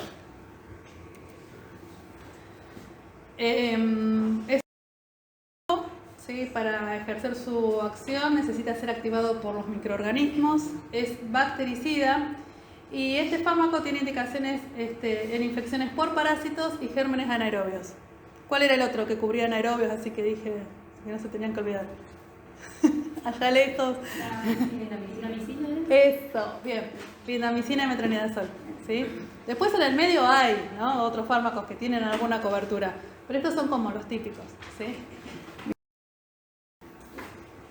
El mecanismo de acción es bien diferente, ¿sí? Habíamos dicho que era un profármaco, va a atravesar la membrana por difusión pasiva y para activarse lo que produce es una reducción del grupo nitro. Hay un grupo nitro por ahí y lo que hace es recibir electrones y esos electrones se los dan las bacterias y de esa manera se activa.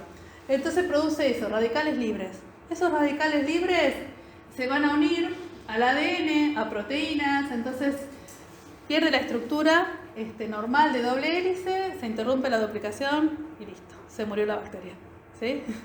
Bien. Si hay niveles altos de oxígeno, eso va a hacer que la citotoxicidad del metronidazol disminuya. ¿Por qué? Porque el oxígeno compite con el metronidazol por la aceptación de electrones.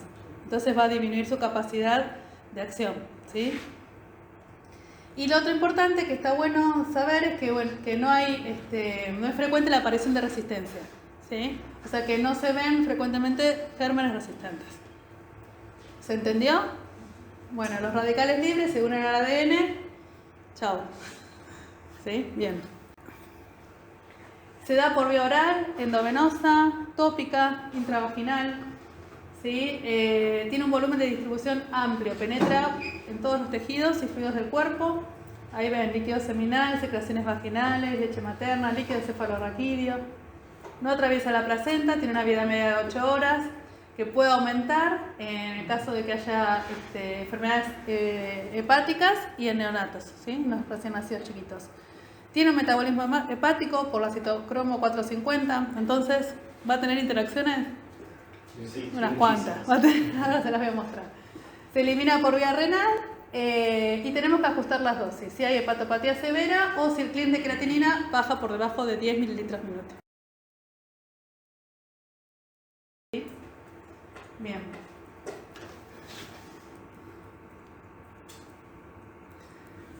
Ahí van las interacciones. Un montón. Y acá tengo otro. Bueno, a ver, ¿qué puse acá? Metronidazol inhibe el metabolismo de todos estos. Entonces aumenta la concentración en plasma. Carbamazepina, eplerenone, anticoagulantes orales, amiodarona, ciclosporina.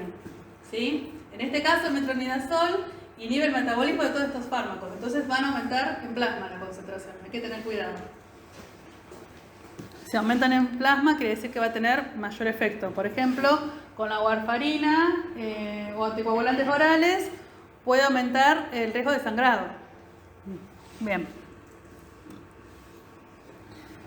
Acá es al revés. Estos tres fármacos, la prednisona, el fenobarbital y la rifampicina, inducen el metabolismo del metronidazol. Entonces, como le induce, va a bajar la concentración plasmática, o sea que puede disminuir la eficacia del metronidazol. ¿Sí?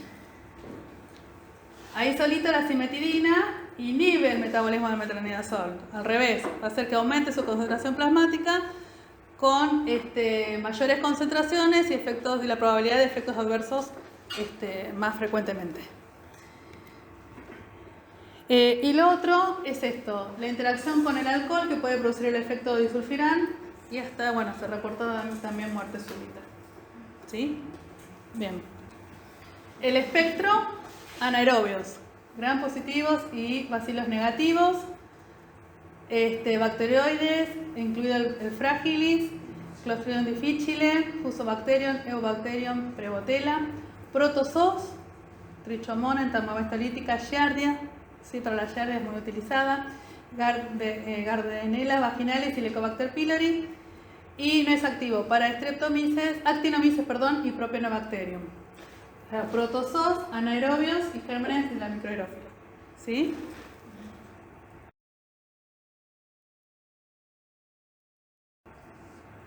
Bien, indicaciones clínicas entonces, infecciones por gérmenes anaerobios, abdominales, dentales y periodontales, infecciones de cabeza y cuello y abscesos, incluido absceso cerebral. Y ahí tenemos un montón de indicaciones más. Vaginitis bacteriana, enfermedades de transmisión sexual por trichomonas vaginalis, abscesos intraabdominales, absceso cerebral, segunda línea para Helicobacter pylori, entamoeba histolítica, Clostridium difficile, Clostridium tetanium y Clostridium botulinum. Y también se lo utiliza para profilaxis quirúrgica en cirugías abdominales. ¿Sí? Profe, en el caso del tétanos y el botulismo, ¿es de primera línea o...? No. Es la antitoxina ahí. Claro, está la clindamicina era... Clina también, sí. Pero no, de primera línea no, sí. Sí, por ejemplo, para profilaxis quirúrgica sí, es como que si pensás que tenés que cubrir gérmenes anaerobios, usás el metronidazol, ¿sí? Bien. Efectos adversos, los frecuentes, los gastrointestinales, náuseas, vómitos, dolor epigástrico, disminución del apetito, la lengua con la moneda, es el gusto metálico, puede tener. Graves neurotóxicos, ¿sí? Como mareos, vértigos, parestesias, convulsiones, muchos, ¿no? Neurotóxicos de todo tipo. Genitourinario, le da a la orina un color rojizo marrón, puede tener cistitis, disuria, pero es mucho más infrecuente. Igual que pancreatitis y hepatitis son infrecuentes, ¿sí? Acuérdense de los frecuentes y de los graves nada más. Está contraindicada en la lactancia. Esto es porque en la leche materna los niveles plasmáticos son cercanos a los sanguíneos, a los de... O sea, en la leche la concentración es casi igual a la del plasma. O sea que el bebé va a estar expuesto a altas concentraciones del fármaco y no se sabe bien si tiene algún efecto adverso, pero por las dudas no lo indicamos, ¿sí? O buscamos otra alternativa en la mamá. Que está, o sea, no le vamos a decir que deje la lactancia. Siempre tratamos de evitar eso, ¿no? Buscamos una alternativa. Para el embarazo es categoría B y es preferentemente se evita durante el primer trimestre. Por lo mismo, porque no está del todo claro si tiene teratogenicidad, en algún momento se vio reportes de aumento de neuroblastoma, que es un tumor infantil. Bueno, no está del todo claro, con precaución.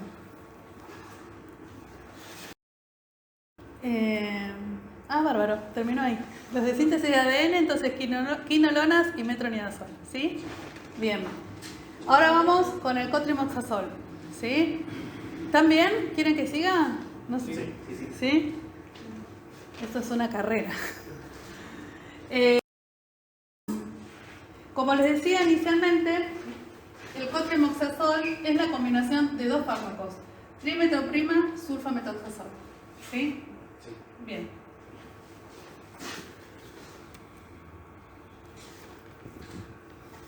Entonces, tiene cobertura esta combinación para gram positivas y gram negativas, incluidas los estafilococos resistentes. ¿Sí? Se utiliza para infecciones de piel y partes blandas a infecciones oportunistas. ¿Qué quiere decir? Son esas infecciones que se producen en pacientes que tienen una inmunosupresión. Puede ser HIV o pacientes que están bajo tratamiento oncológico, en los cuales las defensas pueden estar disminuidas. Y tiene un efecto sinérgico. Entonces se comporta como un fármaco bactericida. ¿Sí? Por separado son bacteriostáticos, pero al combinar sus mecanismos de acción son bactericidas. Bien. Si van a los libros, van a ver que en algunos libros les habla de la trimetoprima, les habla de las sulfas, del sulfamethoxazol aparte. Yo lo que hice fue combinar los dos porque si no se hace muy largo. Creo que así es la mejor manera de estudiarlos porque de esa manera lo indicamos también. Bien, entonces, el mecanismo de acción dijimos que intervienen en la vía de los folatos. El ácido fólico en realidad es necesario para todas las células, tanto procariotas como eucariotas, porque son un cofactor útil y necesario para la síntesis de purinas y pirimidinas. ¿Sí?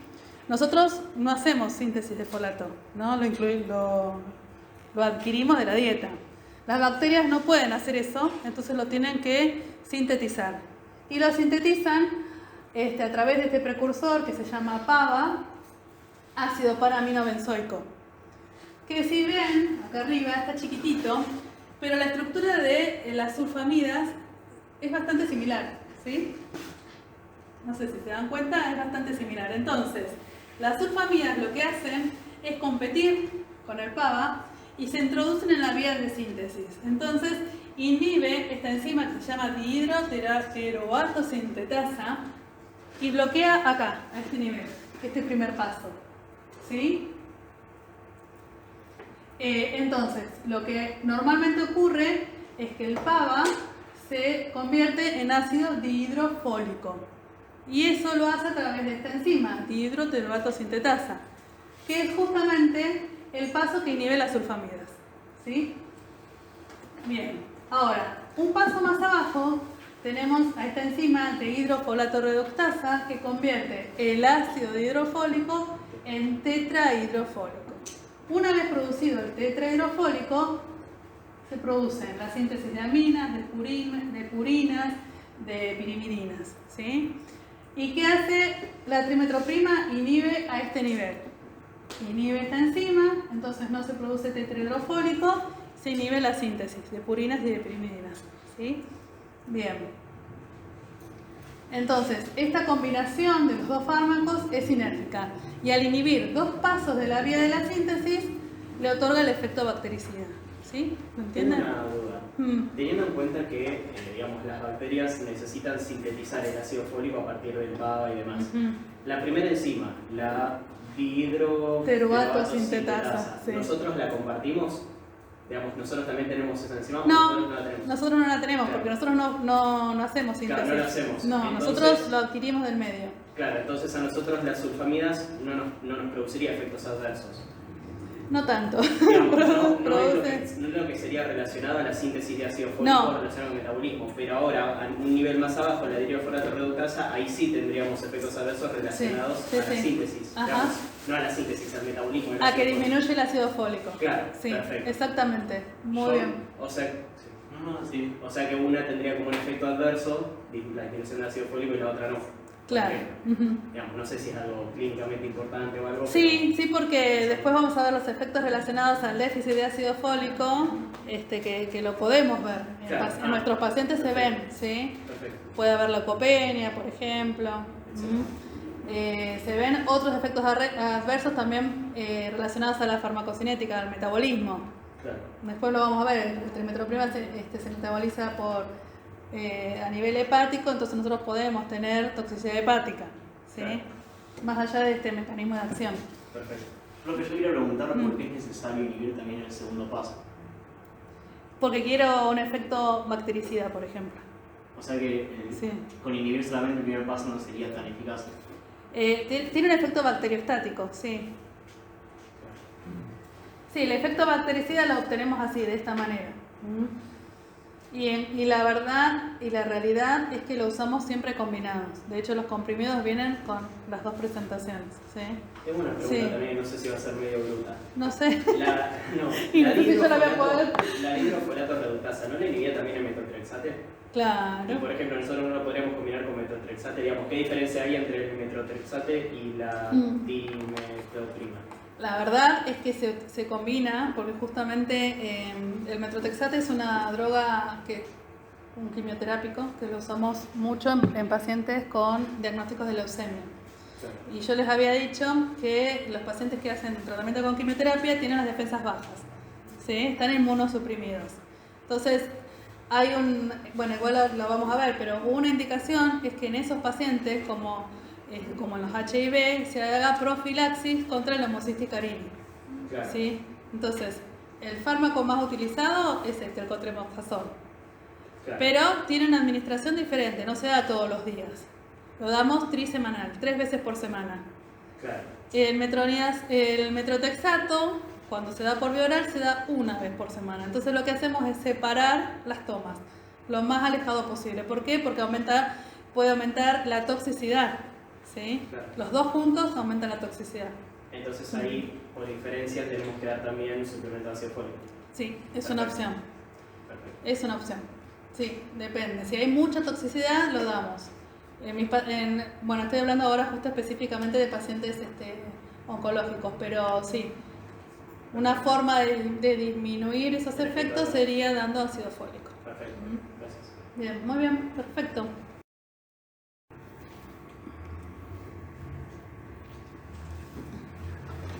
Bien, el mecanismo de resistencia está mediado por plásmidos, que vemos unos plásmidos hermosos.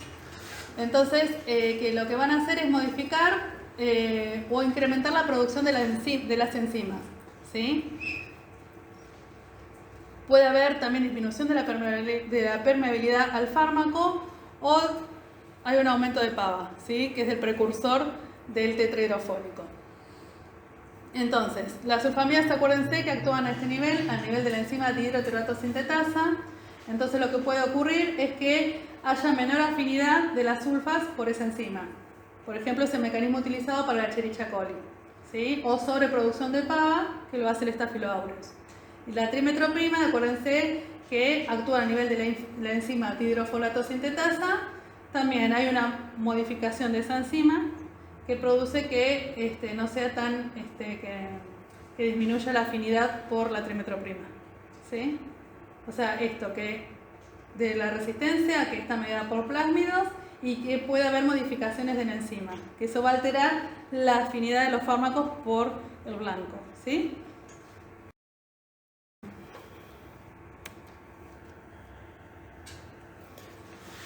Bueno, entonces, el espectro útil, bacterias gram positivas y gram negativas. Staphylococcus aureus también, los METI-R, Haemophilus, Stenotrophomonas, Listeria, Pneumocystis o Girovesi, se llaman, es lo mismo. Toxoplasma gondii, hay en tratamiento combinado con piremetamina y sulfadiazina. Bacilos gram negativos entéricos, Streptococcus pneumoniae, Salmonella Shigella-Nocardia, Streptococcus y no son activos para anaerobios, ni enterococos ni pseudomonas. Para el neumococo y Streptococcus también se ha visto que la resistencia está en aumento, ¿sí? Bien. Y también Shigella. Acá en esta curva es para graficar, ¿no? Del lado de las ordenadas tenemos el número de bacterias, ¿sí? Y de este lado las horas. Si yo no aplico, no indico ninguna droga, el crecimiento bacteriano no tiene límite, ¿sí? Si agrego la trimetroprima sola, disminuye el crecimiento o el número de bacterias. a este nivel con el sulfametoxazol un poquito más abajo, y si combino las dos, disminuye ampliamente, ¿sí? Bueno, para que se acuerden, nada más. Graficar un poco. Esto, no, les cuento así como a modo de información general, no quiero que se lo acuerden, pero cuando armaba esta presentación el año pasado, me ayudaba María. María es infectóloga, que fue docente de la cátedra, este año ya no está con nosotros, pero bueno, los cuentos de María eran re importantes, porque me ayudaba a entender y después para poder plasmarlo en la presentación. Y ella me contaba que siempre se creyó, o había una creencia, de que el Streptococcus pyogenes era resistente, que tenía una resistencia natural a la trimetroprima sulfametoxazol, ¿sí? Vieron que a veces la resistencia es natural, que no es adquirida. ¿Y qué pasaba? Lo que hacían habitualmente es utilizar medios de cultivo que tienen tiamina, ¿sí? Eso es lo que se hacía normalmente. Entonces, lo que hacía el Streptococcus pyogenes era tomar la tiamina del medio y seguir su vía de síntesis de ADN normalmente. Entonces, cuando vos hacías el antibiograma, veías, o sea, que seguía creciendo la bacteria, el Streptococcus, entonces decías, bueno, es resistente. Y con este estudio, lo que se hizo fue cambiar el medio de cultivo, utilizar un medio diferente donde le incluían una enzima que inhibía la producción de tiamina. Entonces, de esa manera demostraron que en realidad el Streptococcus pyogenes no tenía una resistencia natural, sino que se las arreglaba, ¿sí? Tomaba esa tiamina que necesitaba del medio. O sea que en realidad era sensible. Una historia, nada más. Acá de nuevo tenemos unos gráficos que muestran la resistencia, cómo va a lo largo de los años, del Streptococcus pneumoniae. 2013 a 2018. Acá creo que esta es la trimetroprima, sulfametoxazol, me parece que es esa. Sí, esa. Sí, ¿no? Está bastante alta en realidad, casi el 40%. ¿Sí? Fue variando. Primero bajó un poquito, después empezó a subir. ¿Sí? Bien. Aplicaciones clínicas. Infecciones de piel y partes blandas por Staphylomedes. Igualmente hay que tener en cuenta esto, si hay resistencia o no. ¿Sí? Siempre vamos a hacer el antibiograma, se van a hacer cultivos y vamos a chequear que haya sensibilidad. Infecciones urinarias bajas, no complicadas. Lo mismo, para las infecciones urinarias tenemos que, podemos indicar cotrimoxazol, pero tenemos que estar seguros de que la resistencia nocal no sea más de Escherichia coli, no sea mayor al 20%. ¿Sí? Actualmente se está viendo bastante resistencia, por eso para el tratamiento empírico no se utiliza, ¿sí? Se utilizan otros fármacos. Bien, infecciones por neumocistis girovesi, profilaxis para neumocistis y toxoplasmas, segunda elección para toxoplasmosis, infección por Stenotrophoma maltófila y nocardiosis. Bien.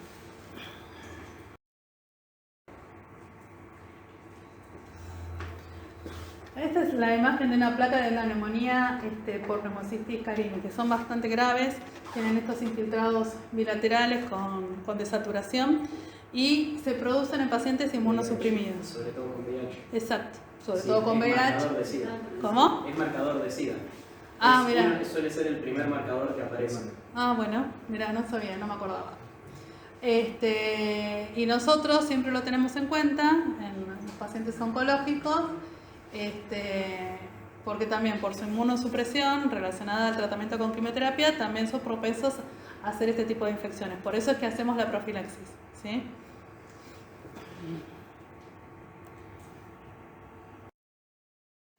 Bueno, estoy cansada ya. Bueno, entonces, se da por vía oral, con buena biodisponibilidad, también endovenoso, pero hay que darlo diluido porque es muy insoluble. Tiene una vida media larga de 10 horas. Y acá les quiero contar esto. La trimetroprima es mucho más liposoluble, ¿sí? Entonces, el volumen de distribución va a ser alto, mucho mayor que el sulfametoxazol. Entonces, esta un poco es la explicación del por qué cuando uno ve los comprimidos tiene esto, ¿no? Como que el sulfametoxazol tiene una concentración de 800 miligramos y la trimetroprima 160. Es una relación de 1 en 5, ¿sí? 1 trimetroprima, 5 veces sulfametoxazol. Eso es para equiparar las concentraciones plasmáticas. De esa manera se equiparan, ¿sí? Esta es el Bactrim Forte, esta presentación. Después hay una presentación, creo que es 400, ¿no? Sí. Sulfa y 80 trimetroprima. Sí, 480. Bien. Así que así lo van a encontrar. Tiene buena concentración en líquido cefalorraquídeo, próstata, riñón y pulmón. El sulfametoxazol tiene metabolismo hepático y la trimetroprima eliminación renal. ¿Sí? Hay que ajustar la dosis.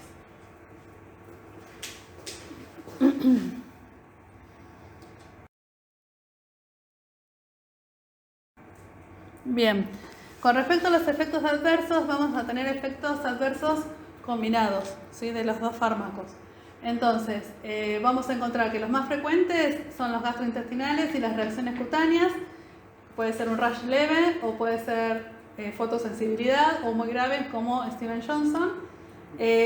Alteraciones hematológicas como anemia hemolítica, la hepatotoxicidad, falla renal con hiperpotasemia. Las cristalurias se ven con el componente de sulfas, así que hay que indicar que además tenga una buena hidratación. Y la trimetroprima, lo que decías vos, Julián, puede producir efectos adversos por déficit de ácido fólico, anemia megaloblástica, leucopenia, ¿sí? Muchas veces cuando estamos en tratamiento con quimioterapia y vemos que después de la quimioterapia las neutropenias son muy prolongadas, una de las medidas que tomamos, además de poner un factor estimulante de colonias, es suspender el Bactrim, ¿sí? Para ayudar a que se recupere ese hemograma, lo decimos nosotros, para que se recupere de la leucopenia.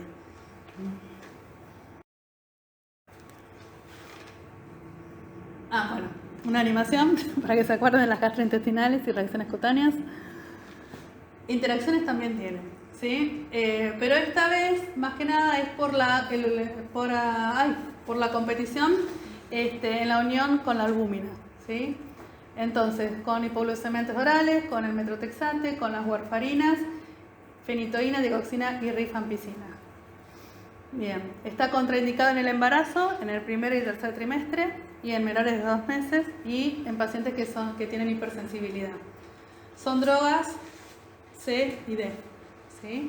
Para embarazo y lactancia. Estas drogas tenían, creo que eran defectos de cierre del tubo neural, labio leporino, tenían varias afecciones, ¿sí?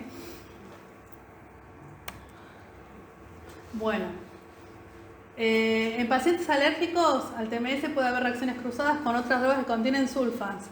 ¿Se acuerdan de la hidroclorotiazida, furosemida, glipizida? Se puede utilizar en tratamientos de infecciones urinarias bajas, no complicadas, en áreas donde la resistencia a Escherichia coli es baja y tiene interacciones importantes con los anticoagulantes orales y con el metrotexate. Metrotexate. Bien, ¿vamos bien? Terminamos con el cotrimoxazol, que inhiben la vía del ácido fólico, ¿sí? Vamos ahora a estos dos agentes que son utilizados en infecciones urinarias. Tienen específicamente esa indicación y no otra. Estos fármacos se utilizaban mucho hace años atrás, pero bueno, después fueron generando resistencia, se dejaron de usar y ahora otra vez los volvemos a utilizar, ¿sí? Porque hubo mucho tiempo sin utilizarlos. Entonces vuelve a haber microorganismos que son. Vamos primero con la nitrofurantoína. Es un fármaco sintético. A ver, espera. De nuevo, para que les quede claro, solamente la vamos a utilizar para prevención y tratamiento de infecciones urinarias bajas, ¿sí? Ahora les cuento por qué. No son activas para infecciones urinarias altas, o sea, no sirven. Y tienen actividad contra Escherichia coli, incluidas las resistentes, las B positivas, cocos positivos como estreptococos y enterococos y bacilos gram negativos entéricos. También requiere una activación por reducción enzimática Y parecido a lo del metronidazol, que forman radicales libres o intermediarios reactivos que se van a unir al ADN y lo dañan. ¿Sí? Es bactericida o bacteriostático, pueden ser pueden tener los dos efectos. El mecanismo de acción no se sabe bien cómo es o no es bien conocido, pero lo que produce es esto: el bloqueo de la síntesis de proteínas, se producen las rupturas a nivel del ADN y también interfieren con esta enzima que se llama acetil-CoA. Les puse ahí que era un ácido débil con un pK 7 y que, no sé, por ahí lo pueden relacionar con esto, que la actividad antibacteriana es más alta con orina ácida. ¿Por qué será? Por el pH. Pero es por la. ¿Y qué hace? Evita el derretimiento de la orina. Exacto. Porque necesita un ambiente alcalino. Las bacterias. ¿No?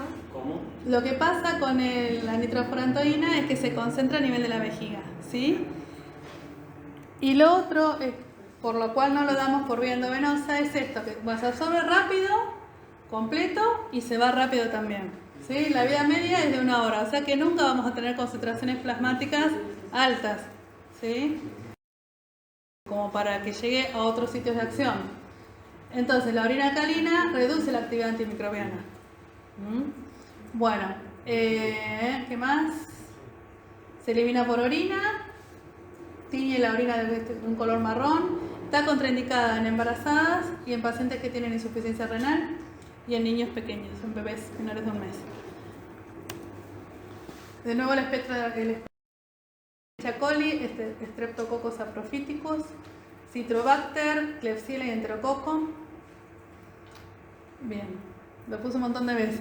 Infecciones urinarias bajas. Bien, para que... Efectos adversos gastrointestinales, reacciones de hipersensibilidad, anemia hemolítica, ictericia. Esta quiero que se acuerden.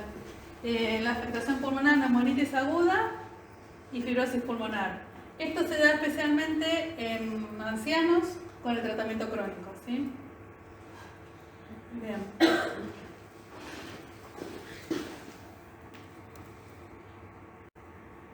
Fosfomicina, ¿quieren sigamos? ¿Seguimos? ¿Sí? ¿También? Bueno. La fosfomicina la voy a dar en uno solo slide. A ver.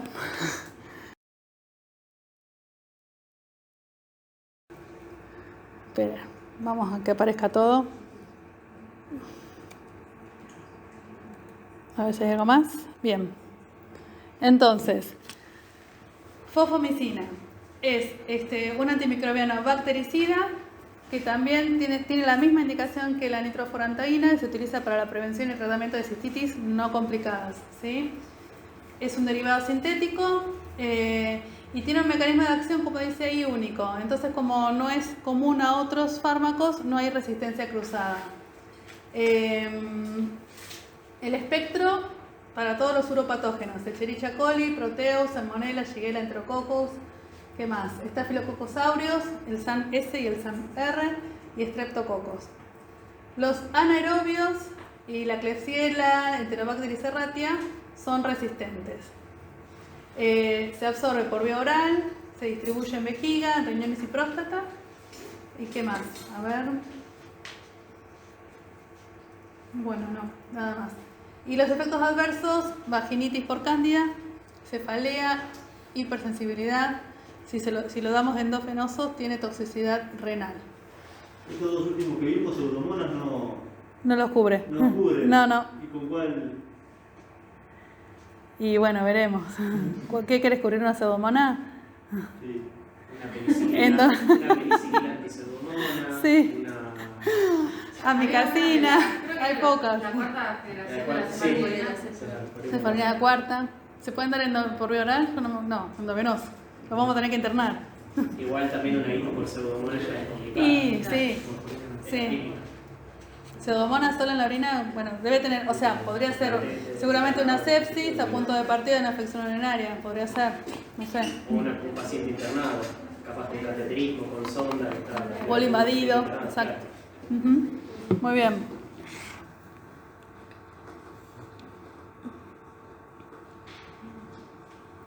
Ah, me olvidé el mecanismo de acción porque no lo veía.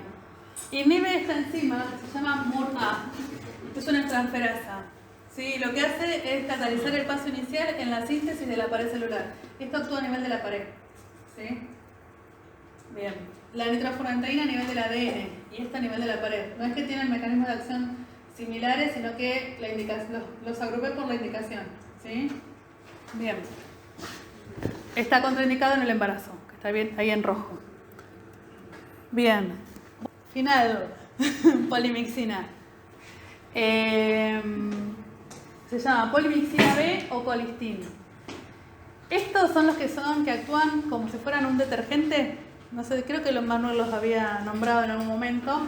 Son polipéptidos catiónicos que se unen a los fosfolípidos de membrana de bacterias, sobre todo gram negativas. ¿Sí? Tienen el efecto similar al de un detergente. Entonces, altera la integridad de la membrana y provoca la fuga de todo lo que está dentro. ¿Sí? Entonces, esto provoca la ruptura y la muerte celular. Son bactericidas dependientes de concentración. Tiene actividad contra la mayoría de las bacterias gram negativas, como Pseudomonas, Escherichia coli, Klebsiella, especies de Acinetobacter, especies de Enterobacter, Proteus y Serratia, son resistentes. Lo importante de este fármaco es que en realidad lo vamos a utilizar cuando estemos frente a una infección por gram negativos que son resistentes. Es como la última herramienta en infecciones graves que no están respondiendo a los antimicrobianos, entonces es como la última opción. ¿Y por qué? Porque tiene efectos adversos graves como nefrotoxicidad y neurotoxicidad. O sea, se usa como última opción. Bien. Esta es la bibliografía y esta es la última.